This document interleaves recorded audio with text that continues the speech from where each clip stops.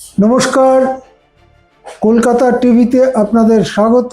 আমি আশিস চট্টোপাধ্যায়। এই মুহূর্তে সবার নজর যেদিকে, অর্থাৎ দিল্লিতে যে ছাত্র আন্দোলন হচ্ছে সেই ব্যাপারে গুরুত্বপূর্ণ আপডেট আমাদের কাছে এসে পৌঁছেছে।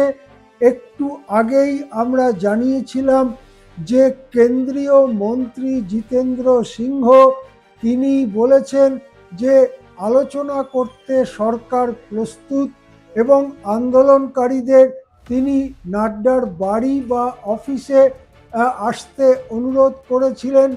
সেই আবেদনের অল্প একটুক্ষণের মধ্যেই ককরোচ জনতা পার্টি বা ছাত্র আন্দোলনের নেতারা তারা জানিয়ে দিল নাড্ডার বাড়ি বা অফিসে যেতে তারা রাজি নয়।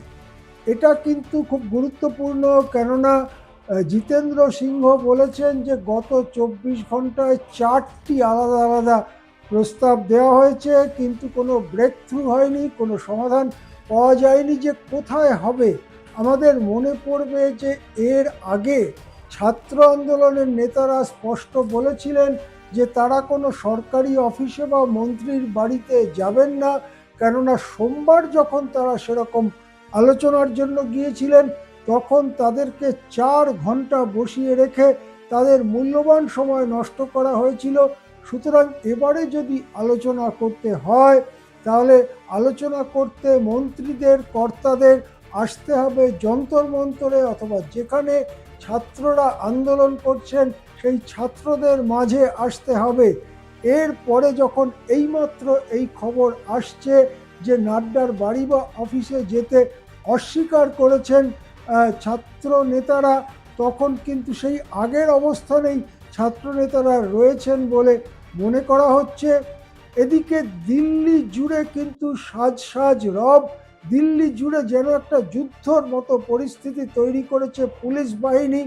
আমরা শুনতে পাচ্ছি, আমরা দেখেওছি একটা সার্কুলার যেখানে যেখানে হচ্ছে ব্যবসায়ীদের, ট্রেডার্সদের সংগঠন তারা একটা কনট প্লেস এবং লাগোয়া এলাকায় সার্কুলার জারি করে বলেছে, ব্যবসায়ীদের সংগঠন সার্কুলার জারি করে বলেছে 6:30টার পরে যেন কোনো দোকান, রেস্টুরেন্ট বা কোনো কিছু যেন খোলা না থাকে, 6:30টার মধ্যে সমস্ত কিছু বন্ধ করে দিতে হবে।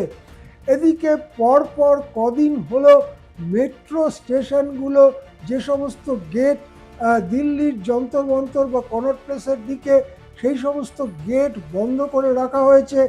আর তাতে বেজায় চটেছেন সুপ্রিম কোর্টের প্রধান বিচারপতি সূর্যকান্ত। তিনি বলেছেন যে যদি এখনও সুপ্রিম কোর্টের দিকের মেট্রোর গেট বন্ধ রাখা হয় তাহলে আমরা বিচার বিভাগ কিন্তু ব্যবস্থা নিতে বাধ্য হব। অর্থাৎ মেট্রো গেট বন্ধ থাকায় সুপ্রিম কোর্টে মামলাকারী আইনজীবী এবং সংশ্লিষ্ট সব পক্ষেরই যে ব্যাপক অসুবিধে হচ্ছে তাতে বেজায় চটেছেন ভারতের প্রধান বিচারপতি সূর্যকান্ত। অন্যদিকে আরও গুরুত্বপূর্ণ খবর আমাদের কাছে আসছে। প্রধানমন্ত্রীর বাড়ির সামনে রাহুল গান্ধী সহ সাংসদরা যে বিক্ষোভ দেখিয়েছিলেন এবং যেখান থেকে গায়ের জোরে রাহুল গান্ধীকে তুলে নিয়ে যাওয়া হয়েছিল, রাহুল গান্ধীর নাক থেকে রক্তপাত হয়েছিল, প্রিয়াঙ্কা গান্ধীও সামান্য আহত হয়েছিলেন, সেই আন্দোলনটাকে প্রকৃতপক্ষে সমালোচনা করলেন সোনম ওয়াংচুকের স্ত্রী গীতাঞ্জলি।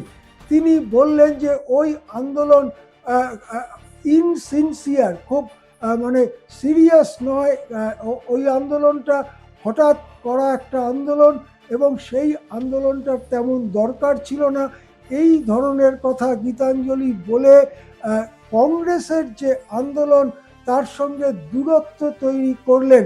অর্থাৎ ককরোচ জনতা পার্টি বা সোনম ওয়াংচুক, তার স্ত্রী গীতাঞ্জলি, যারা এই আন্দোলনে প্রধান মুখ, তারা কিন্তু কংগ্রেসের যে রাজনৈতিক আন্দোলন তার সঙ্গে দূরত্ব তৈরি করলেন। এটাও আরেকটি ঘটনা হিসেবে আমাদের সামনে আসছে। দিল্লির যে খবর আমরা পাচ্ছি, গতকালের পর আজকেও দিল্লিতে ঝামেলা হতে পারে, এই আশঙ্কায় দিল্লি জুড়ে ব্যাপক পুলিশি বন্দোবস্ত হয়েছে এবং নাগরিকরা তাড়াতাড়ি ঘরে ঢুকে পড়ছেন, অন্তত কনট প্লেস, যন্তর মন্তর এবং তার লাগোয়া জায়গায়। এই রকম খবর আমাদের কাছে আসছে, যদিও এখনো পর্যন্ত কোনো বিশৃঙ্খল পরিস্থিতির খবর আমরা পাইনি। আমরা নজর রাখছি দিল্লির দিকে, যেমন আপডেট আমরা পাবো জানাতে থাকবো আপনাদের। এখন এ পর্যন্তই, দেখতে থাকুন কলকাতা টিভি।